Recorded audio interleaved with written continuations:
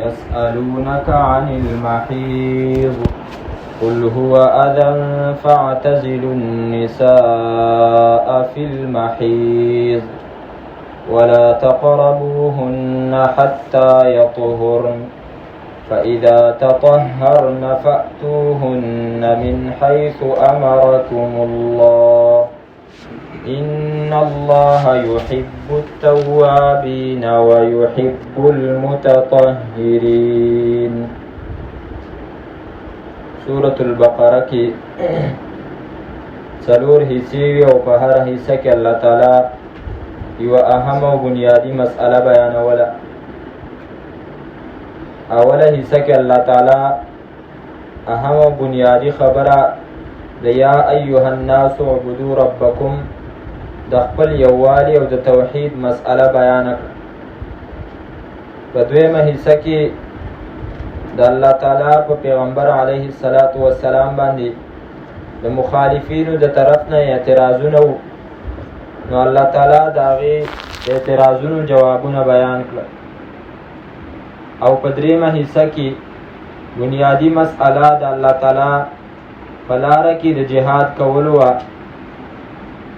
نو په د دې دپاره الله تعالی ابتدا کې تربیت د مجاهد ذکر کړو او د هغې دپاره پنځه خبرې عملي، پنځه د عقیدې سره تړلې خبرې الله تعالی چې دی نو بیان یې کړې.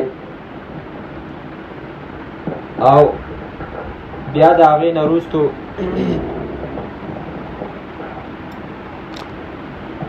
د مجاهد د ملک او د علاقې سره تړلې چې دی نو اصول یې ذکر کړل څلور، چې کله د هغه د علاقې او د ملک اصلاح وشوله نو بیا د هغې نه وروستو الله تعالی د مجاهد د کور د اصلاح دپاره قوانین ذکر کول. هغه قوانینو کې مخکې څه قوانین ذکر شو چې په هغې کې اخرنی قانون دا و چې مؤمن موحد ته دا حکم و چې مخ خپل کور ته مشرکه زنانه راوله او نه خپله مؤمنه زنانه د یو مشرک کور ته د نکاح په ذریعه باندې ورلیږه. د خپل کور اصلاح هم کوه او دغه رنګې د خپلو افرادو د کور د خاندان د افرادو او د هغو د عقیدې اصلاح وکړه او هغې د مشرکانو د نکاحګانو نه چې دی نو وساته. اوس په دې آیات کریمه کې الله تعالی ذکر کوي چې څنګه د مشرکینو نه ځان ساتل ضروري دي، دغه رنګې د مشرکینو سره او د هغو د عاداتو سره مشابهت او د هغو د عاداتو نه ځان ساتل دا هم لازمي او ضروري دي. او د مشرکینو عادت چې دی نو هغه د زنانه د عادت په ورځو کې د هغو سره ملاوېدلو. نو الله تعالی فرمایي چې دا زما پیغمبر استانه دا خلق د حیض په باره کې تپوس کوي، نو ته هغو ته په دې کې فتوا ورکړه، جواب وله ورکړه. ویسألونک او تپوس کوي ستانه پیغمبره دا خلق عن المحیض په باره د حیض کې. قل اوایا پیغمبره هو دا اذن ګندګي دا یوه معنا. دویمه معنا هو اذن دا تکلیف دی، د تکلیف ذریعه ده. فاعتزلو نو تاسو جدا شئ النساء د زنانونه فی المحیض په ځای د حیض کې. علماء کرام فرمایي چې کله صحابه کرامو هجرت وکړو نو د هجرت نه وروستو د یهودو او د نصاراو سره په مدینه کې چې کله ژوند راغلی نو د هغو چې کوم عادتو د زنانو د دې بیمارۍ په باره کې نو په هغې کې هر یو طرف ته چې دی نو افراط او تفریط و. د یهودو دا قانون چې کله به د زنانه دا بیماری ماهواري شروع شوله نو بیا به هغو د زنانه سره خوراک نه کو او نه به د هغې سره چې دی نو په یوه کوټه کې د یو چت د لاندې چې دی نو اوسېدل. هغه به د کورونو نه ایستلې تر دې پورې چې د هغو بیماري ختمه شي. او د نصاراو طریقه دا وه چې هغو به په دغه بیمارۍ کې هم د زنانو سره صحبت کو، ملاوېدل به ورسره. نو د دې وجنه یو دوه صحابه کرامو په باره کې راځي، حضرت اسید ابن حضیر او عباد ابن بشیر رضی الله تعالی عنه، چې هغه د نبی صلی الله علیه وسلم نه د دې قانون د دې په باره کې د قانون تپوس وکړ. نو دا آیاتونه را نازل شو، ویسألونک عن المحیض، چې ستانه د حیض په باره کې دا خلک تپوس کوي.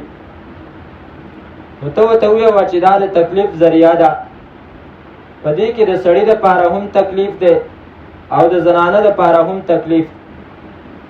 احادیثو مبارکو کې د دې بیماری بیا وضاحتونه د الله پیغمبر چې دی نو بیان کړي دي. او دا بیماری حدیث کې راځي، نبی صلی الله علیه وسلم حضرت عائشه رضی الله تعالی عنها سره چې کله د حج په اراده باندې تلو، نو په یو مقام کې نبی صلی الله علیه وسلم د حضرت عائشه سره ملاو شو، واغې جړلې. نو نبی صلی الله علیه وسلم پوه شو چې د دې عادت او بیماری چې دینو شروع شوی.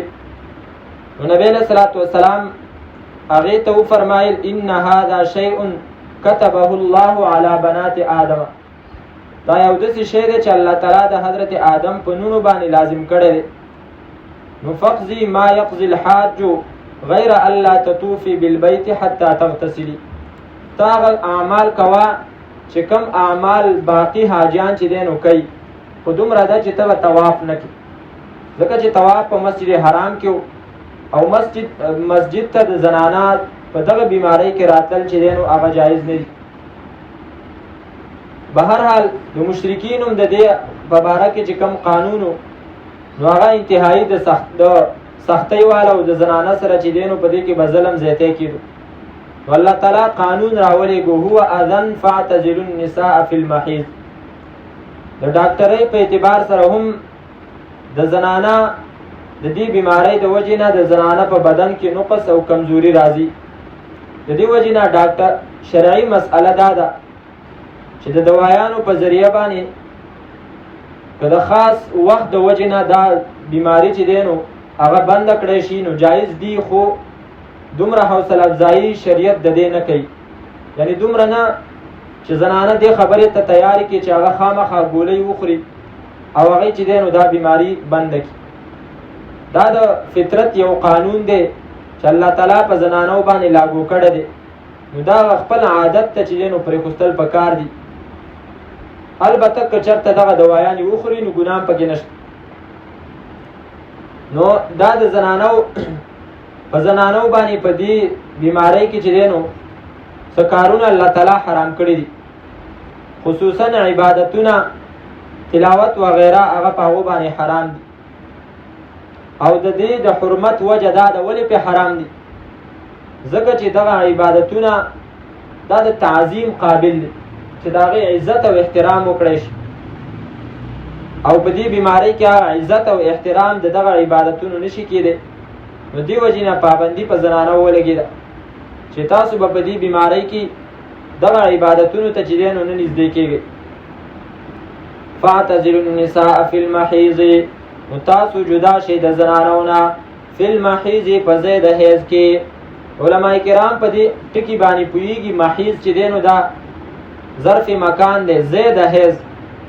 د مشرکینو او د یهودو په شان ته ظلم زیاتی به نه کې چې هغو به زنانه د خپلو کورونو نه ایستله په دې بیماری کې، بلکې فی المحیض ځای د حیض چې دی نو د هغې نه ځان لرې وساته.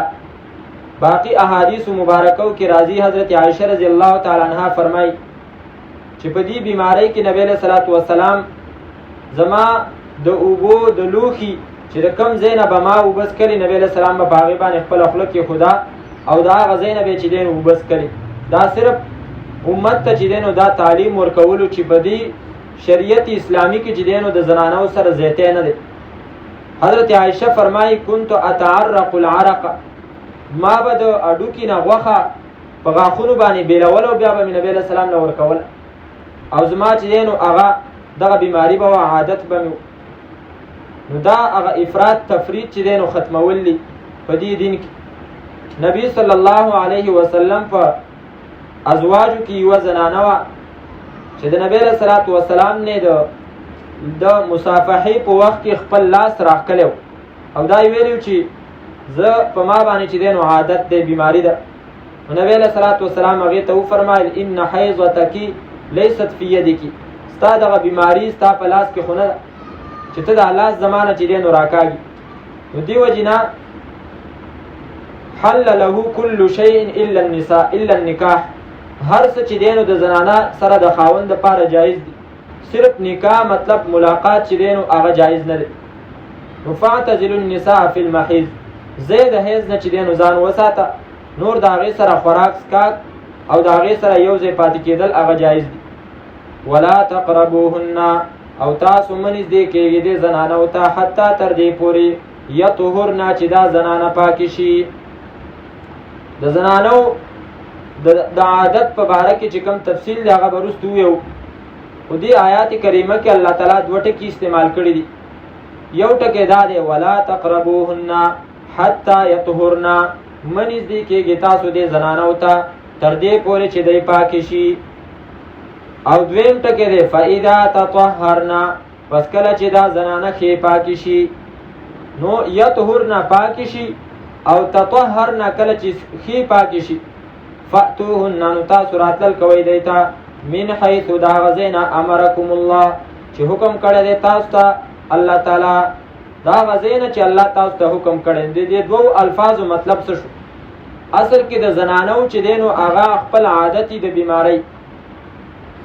ویسا شیخ صاحب به فرمایل اسی د الفاظو د تهذیب او د ادب په اعتبار سره هغه به فرمایل چې زه په حرم شریف کې ناستم او مفتی صاحب ناستو د هغه نه خلکو تپوسونه کول، زم په مجلس کې ناستم، یوه پرچی راله او هغه پرچی کې چې دی نو زنانه پرچی را لېږلې وه او دا یې پکې لیکلي و انا امرأة حاجه اتتنی العاده فماذا افعل بعد ذلك، زه یوه حاجی ښځه یم چې د حاجت د حج نیت مې کړی دی او اوس په ما باندې چې دی نو هغه دغه عادت راغلی دی، نو زه اوس څه وکړم؟ هغه مفتی صاحب له جواب ورکړو چې ان كنت فی المسجد فخرجي، که ته په جومات کې نو فورا وځه. نو هغو به فرمایل چې دا د عادت ټکی چې دی نو استعمالول دا د ادب دپاره دي. بهرحال د زنانه چې کوم عادت دی بیماری ده نو د هغې دوه صورتونه دي. یو خو دا دی چې د هغې خاص عادت مقرر وي 5 ورځې 6 ورځې، او دویم دا چې د هغې عادت مقرر نه. نو که چېرته عادت مقرر وي نو الله تعالی فرمایي حتی یطهرن، چې کله دغه زنانه پاکې شوي بیماری بنده شوله نو بیا چې دی نو د هغې خواته ورتلل جایز دي، خو په یو شرط سره چې په هغې باندې د یو مانځه په مقدار باندې چې دی نو وخت تیر شي، لکه د ماښام نه واله د ماسخوتنه پورې چې څومره ټیم دی نو دا د یو کامل مانځه ټیم دی چې تقریبا دومره ټیم چې دی نو هغه پې تیر شي. او دویم ټکي مطلب دا دی فاذا تطهرن، کله چې صحیح پاکې شي دا زنانه مطلب په غسل کولو سره نو فأتوهن من حیث امرکم الله، راتلل کوئ تاسو دی ته د هغه ځای نه چې الله تاسو ته حکم کړی. ان الله یقینا الله تعالی یحب التوابین، مینه کوي د هغه چا سره چې هغوی دي توبه ایستونکي، ویحب المتطهرین، او مینه کوي د ځان پاک کوونکو سره. د دې بیماری په باره کې یو څو اهمې ضروري مسئلې دي. یوه مسئله خو دا ده چې د دې بیماری دپاره کم از کم مقدار چې دی نو هغه 3 ورځې، چې کمې زنانه باندې دا بیماری او دا عادت د 3 ورځو نه کم رالی نو مطلب دا دی چې دا بیماری نه ده چې د هغې د وجې نه مونځ د هغې دپاره چې دی نو معاف دی او روژه چې دی نو هغه فی الوقتي هغه نشي نیولی، وروسته بیا چې دی نو بیا نیسي، بیا دا بیماری نه ده، بلکې دا بیا د خېټې څه زخم دی چې د هغې نه دغه اینه جاري ده. نو د دې وجې نه په داسې حالت کې چې کوم منځونه د زنانه نه پاتې شوي د 3 ورځو نه مخکې کم مقدار باندې چې کله اینه راله نو بیا به چې دی نو دغه منځونه دا ټول به واپس کوي، د دې قضا به راوړي. زیات نه زیات مقدار د دې چې دی نو هغه 10 ورځې دي، او چې کله د 10 ورځو نه دا بیماری واوښته نو د هغې نه په اخوا چې دی نو بیا دا څه بل زخم دی د زنانه د خېټې او د هغې د وجې نه مونځ او دس روژه وغیره دا چې دی نو نشي پرېښودلی. او کو چرته پریخي په ناپوهۍ کې نو بیا به چې دی نو هغه دوباره کوي. اگر چې دی بیماری کې زنانه ته چې دی نو مونځ معاف دی، خو کو بالفرض دا د 10 ورځو نه سوا شوله او په دې ګمان باندې چې دی نو دغه مونځ پرېښی دی چېرې دا خو ماته معاف دی، نو بیا به هم چې دی نو دغه مونځ دوباره کوي، ځکه چې دا بیماری بیا هغه بیماری نه ده. نو دا کم او زیات مقدار چې دی نو دغه شو. د زنانو دا عادت دی چې الله تعالی په هغو باندې په هره میاشت کې چې دی نو دا بیماری لیکلې ده. اوس کله کله داسې چې 2 بیمارۍ پرله پسې راشي، نو داسې یو حد فاصله او یو مقدار هغه څه دی چې موږ 2 بیمارۍ هغه مستقل حساب.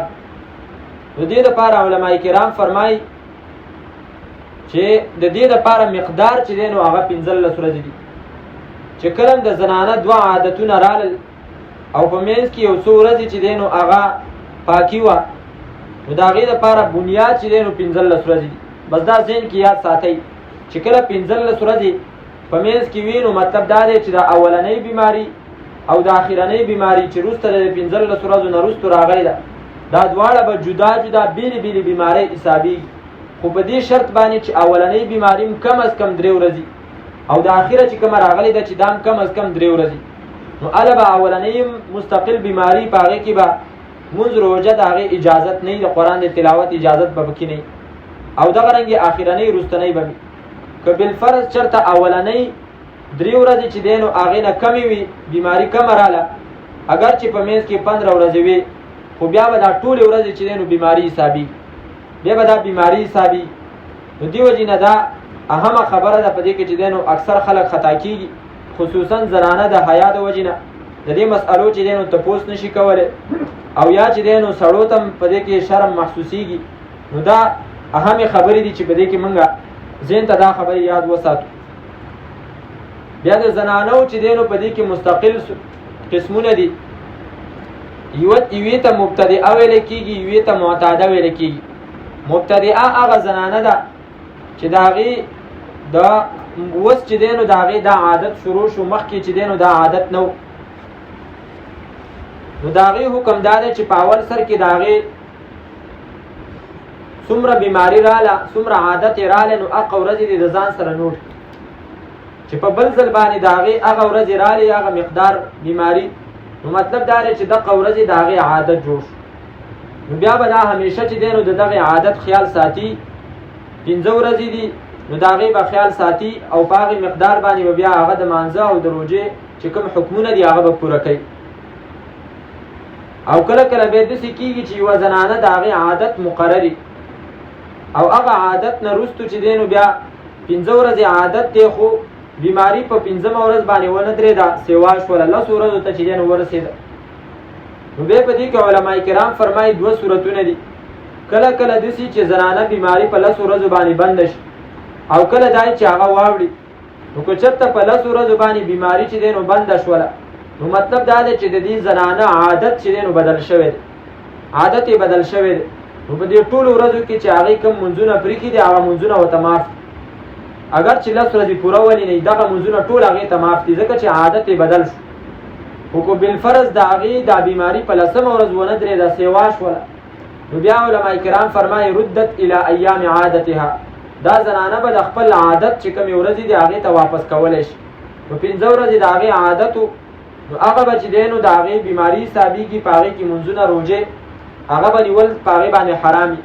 خو که بالفرض هغې په دې ګمان باندې چې دی نو روژې هم پرېښي وي او منځونه هم پرېښي وي، د 15 ورځو نه وروستو چېرې دا خو زما کېدای شي عادت بدلېږي، هغه خو په 10مه ورځ باندې بیماري واوښتله، نو بیا زنانه له پکار دي چې د 15 ورځو نه اخوا یې کوم منځونه نه دي کړي، نو هغه منځونه هم چې دوباره وکړي، او چې کومې روژې پرېښي دي نو چې هغه روژې مونیسي.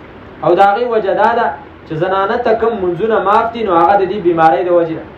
او دا بیماري خو هلی چې کله د عادت نه واوړي او په 10مه ورځ باندې چې دی نو ودرېږي، چې کله د 10مې ورځې نه واوښتل او په 10مه ورځ بیماري ونه درېده، نو مطلب دا دی چې د هغې عادت بیا بدل شو.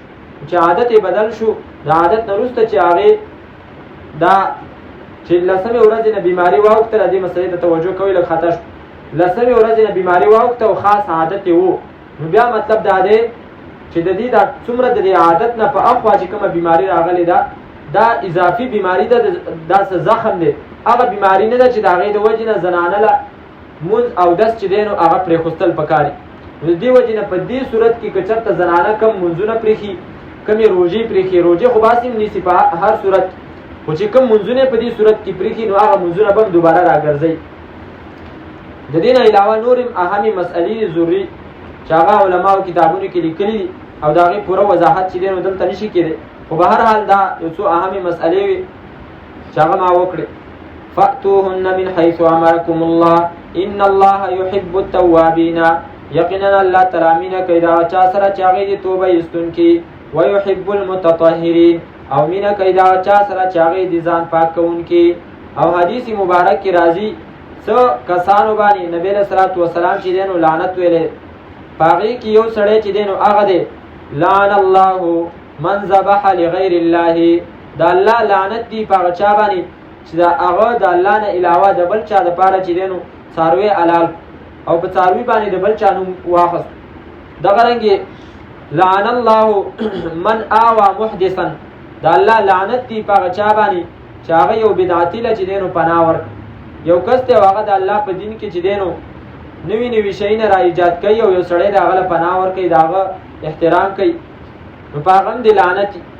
او دغه رنګې لعن الله من اتى امرأته في حیضها او في دبرها، چې په هغې کې دقه سړی دی چې هغه کم د خپلې زنانه سره ملاقات کوي په دې بیمارۍ کې، نو الله تعالی فرمایي که چېرته د چا نه دا ګناه شوي نو د لعنت مستحق دی، خو چې توبې ویستله نو ان الله يحب التوابین، یقینا الله تعالی مینه کوي د توبه ایستونکو سره، ويحب المتطهرین او مینه کوي د هغه چا سره چې هغې د ځان پاک کوونکي.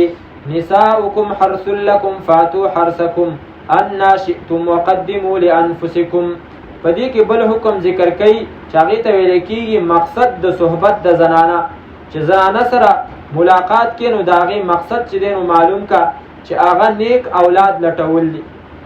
نساؤکم زنانه ستاسو حرث لکم زید پټی دی ستاسو دپاره، زید کر دی ستاسو دپاره، فأتو نراتل کوئ تاسو حرثکم خپل پټي ته انا شئتم په کومه طریقه چې خوښه ستاسو. علماء کرام فرمایي ان الله کریم یکنی، الله تعالی چې دی نو ډېر عزتمند ذات دی، په کنایاتو په اشارو کې چې دی نو الله تعالی خبرې کوي. نو مطلب دا دی چې د انسان دپاره زنانه پټی دی، نو مطلب ماشوم چې دی نو هغه تخم دی چې هغه او هغه فصل دی چې دته حاصلېږي، نو الله تعالی فرمایي چې د کوم ځای نه فصل کېږي نو زنانه ته به راتلم چې دی نو د هغه د فصل ځای نه، او چې کوم ځای د ګندګۍ دی نو د هغې نه به زنانه ته راتلل چې دی نو حرامي. نساؤکم زنانه ستاسو حرث لکم زید کر دی ستاسو دپاره، فأتو نو راتلل کوئ تاسو حرثکم خپل فصل ته انا شئتم په کومه طریقه باندې چې خوښه ستاسو، وقدموا لانفسکم او مخکېوالی وکئ تاسو دپاره د ځانونو خپلو. څه مطلب د خپلو ځانونو دپاره چې دی نو تاسو مخکېوالی وکئ. تقریبا 3 معناګانې علما ذکر کوي د دې. یو معنا دا ده وقدموا لانفسکم او مخکې ولېږئ تاسو نیک اعمال دپاره د فایدې د ځانونو خپلو. دنیا دا ژوند تېرینو په دې کې غافله کېږه مه، بلکې د ځان د آخرت دپاره چې دی نو نیک اعمال ولېږه او په دې کې د غفلت نه کار مه اخله. دویمه معنا وقدموا لانفسکم او تاسو مخکې والی وکئ د نیک اولاد د خپلو ځانونو دپاره. مطلب دا دی چې د عامو حیواناتو په شانته زنانو ته د نږدې کېدلو ستا به مقصد نه وي، بلکې په دې کې نیت به دې دی چې الله ماله نیک عمله صالحه اولاد راکړي چې هغې زما دپاره ذخیره د آخرت جوړه شي. وقدموا لانفسکم مخکې نه چې دی نو صحیح نیت وکړه. درېیمه معنا علما کرام ذکر کوي وقدموا لانفسکم او مخکې کوي تاسو ذکر اذکار دپاره د فایدې د ځانونو خپلو. ذکر اذکار د زنانه د صحبت نه مخکې امام بخاري صاحب فرمایي یوه دعای ذکر کړې ده اللهم جنبنا الشیطان وجنب الشیطان ما رزقتنا. او بیا فرمایي چې کله څوک دا دعا ووایي او د هغه چې کوم بچی او ولد او زوی الله تعالی د هغه په قسمت کې لیکلی نو حدیث مبارک کې راځي چې هغه به همیشه د قیامت په د شیطان د وسوسونه او د هغه د ضررونو نه چې دی نو بچ. وقدموا لانفسکم مخکیواله وکړئ تاسو دپاره د فایدې د ځانونو خپلو. واتقوا الله ویرېږئ د الله تعالی نه. واعلموا او پوه شئ انکم چې یقینا تاسو ملاقوه ملاقات کوونکي وئ د دغه الله تعالی سره. وبشر المؤمنین او زیر ورکا مؤمنانو ته. ويسألونک او پیغمبر تپوس کوي دا خلک ستانه عن المحیض په باره د حیض کې. قل اوایا پیغمبره هو اذن دا تکلیف دی. دویمه معنا هو اذن دا ګندګي ده. فاعتزلوا النساء پس تاسو جدا شئ د زنانو نه فی المحیض په ځای د حیض کې. ولا تقربوهن او مه نږدې کېږئ تاسو دی ته حتی تر دې پورې یطهرن چې دی پاکې شي. فاذا تطهرن پس کله چې دی ښې پاکې شي په غسل سره فأتوهن پس راتلل کوئ تاسو دی ته من حیث دا هغه ځای نه امرکم الله چې حکم کړی دی تاسو ته الله تعالی. ان الله یقینا الله تعالی یحب التوابین مینه کوي د توبه ایستونکو سره. ویحب المتطهرین او مینه کوي د هغه چا سره چې هغوی د ځان پاک کوونکي. نساؤکم زنانه ستاسو حرث لکم پټی دی ستاسو دپاره. فأتو پس راتلل کوئ تاسو حرثکم خپل پټي ته انا شئتم په کومه طریقه چې خوښه ستاسو. وقدموا لانفسکم او مخکیواله وکئ تاسو د نیکو اعمالو یا د نیکو بچو یا د ذکر اذکار لانفسکم دپاره د خپلو ځانونو. واتقوا الله ویرېږئ د الله تعالی نه. واعلموا او پوه شئ انکم چې یقینا تاسو ملاقوه ملاقات کوونکي وئ د الله تعالی سره. وبشر المؤمنین او زیر ورکه پیغمبر مؤمنانو ته.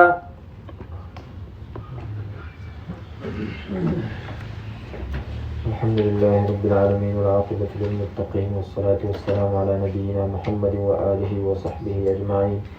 ربنا آتنا في الدنيا حسنة وفي الآخرة حسنة وقنا عذاب النار. ربنا اغفر لنا ذنوبنا وكفر عنا سيئاتنا وتوفنا مع الأبرار. ربنا اغفر لنا ولإخواننا الذين سبقونا بالإيمان ولا تجعل في قلوبنا غلا للذين آمنوا ربنا إنك رؤوف رحيم. ربنا لا تزغ قلوبنا بعد إذ هديتنا وهب لنا من لدنك رحمة إنك أنت الوهاب. اللهم أصلح ذات بيننا واهدنا سبل السلام ونجنا من الظلمات إلى النور. اللهم ربنا هب لنا من أزواجنا وذرياتنا قرة أعين واجعلنا للمتقين إماما. رب اغفر لي ولوالدي وللمؤمنين يوم يقوم الحساب. ربنا تقبل منا إنك أنت السميع العليم وتب علينا إنك أنت التواب الرحيم. وصلى الله تعالى على خير خلقه محمد وآله وصحبه أجمعين برحمتك يا أرحم الراحمين.